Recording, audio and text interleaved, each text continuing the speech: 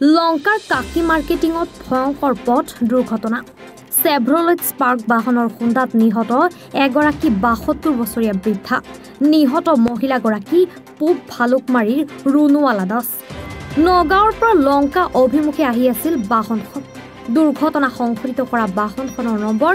AS02D7673 ৰাষ্ট্ৰীয় ঘাইপথ পাৰ হোৱাৰ সময়তে সংঘটিত হয় দুৰ্ঘটনাটো পুনৰবাৰ জনাইছো লংকাৰ কাকি মাৰ্কেটিঙত ভয়ংকৰ পথ দুৰ্ঘটনা চেভ্ৰলেট স্পাৰ্ক বাহনৰ খুন্দাত নিহত এগৰাকী ৭২ বছৰীয়া বৃদ্ধা নিহত মহিলাগৰাকী পূব ভালুকমাৰীৰ ৰুনুৱালা দাস নগাঁৱৰ পৰা লংকা অভিমুখে আহি আছিল বাহনখন দুৰ্ঘটনা সংঘটিত কৰা বাহনখনৰ নম্বৰ AS02D7673 ৰাষ্ট্ৰীয় ঘাইপথ পাৰ হোৱাৰ সময়তে সংঘটিত হয় দুৰ্ঘটনাটো আই আছো এই অলপ আই আছো আৰ এই তাত গাড়িটো ইপিনে পৰা আই আছে গাড়িটো কোন পিনে পৰা আই আছে এই ইপিনে পৰা আই আছে নগাৰ পিনে পৰা নগাৰ পিনে পৰা আই আছে ইপিনে পৰা আৰু এটা গাড়ী আহিছে এটো ৰঙৰে আহিছে এটো সৰু গাড়ী আছিল তাৰপিছত এই নামাৰ পিছত এই জানো এই সামনে আহিলে এই মানে অলপ আগবাঢ়ি আহিছে এই আহি গ'ল এইফালে পৰা আহিছে ৰাস্তা ক্ৰস কৰবে গাড়িখনে বহুত চেষ্টা কৰেছে বাঁচাবলে পাৰা নাই লাস্টত গাড়ি একদম পুৰা ঘুৰিয়ে পিনে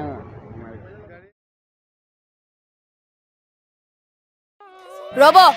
আপুনি যে এটা অপৰাধ কৰিবলৈ গৈ আছে আপুনি জানেনে এই নাবালিকা গৰাকীক এতিয়াই বিয়াত বহুৱাটো যে এটা অপৰাধ আপুনি জানেনে অপৰাধ কেনেকৈ মোৰ ছোৱালী মোৰ কথা তুমি যিয়েই নোকোৱা ভূঞা 18 বছৰৰ তলৰ যিকোনো কন্যা সন্তানৰ বিয়া দিলেই আইনগতভাৱে এক দণ্ডনীয় অপৰাধ বিয়া দিয়াজন যিমান দায়ী বিয়া পতাজনো সমানে দায়ী এতিয়া তাই পঢ়া শুনা কৰাৰ বয়স খেলা ধূলা কৰাৰ বয়স তাই খেলিবলৈ দিয়ক পঢ়িবলৈ দিয়ক আৰু চাব এদিন আপুনি তাইক লৈ গৌৰৱ অনুভৱ কৰিব পাৰিব এতিয়াই তাইক সংসাৰৰ বোজা দি তাইৰ ভৱিষ্যত জীৱনটো অন্ধকাৰ কৰাৰ অধিকাৰ তোমাৰ জানো আছে মোৰ ভুল হৈ গ'ল মাজনী মোক ক্ষমা কৰিবা শিক্ষা ল'ৰা ছোৱালী উভয়ৰে প্ৰাপ্য আৰু অধিকাৰ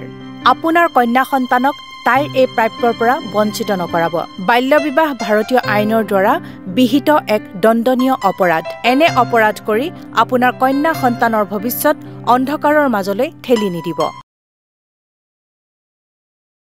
নমস্কাৰ মহৎপল দাস আৰু আপোনালোকে চাই আছে এনি ভাৰত আৰু আপোনালোকক জনাবলৈ পাই মই বহুত সুখী হৈছোঁ যে